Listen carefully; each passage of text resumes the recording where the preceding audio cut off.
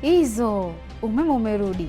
Kuna mabadiliko yanayoendelea nchini Misri, huku wengi wakijiuliza maswali ya kwa nini serikali ya Misri imeamua biashara nyingi zifungwe saa 3 usiku. Watu wengi wanadhani hii ni kafyu au hatua za kiusalama, lakini hali halisia ni kuwa sio hatua ya kiusalama, bali ni kwa sababu ya upungufu wa umeme na hali ya nishati. Kwa sasa Misri inakabiliwa na changamoto ya kupata nishati ya kutosha, huku bei ya mafuta ikizidi kupanda sana duniani, na hii imeongeza gharama ya kuzalisha umeme. Kutokana na hali hii, serikali inalazimika kutafuta njia ya kupunguza matumizi ya umeme, hasa wakati wa usiku.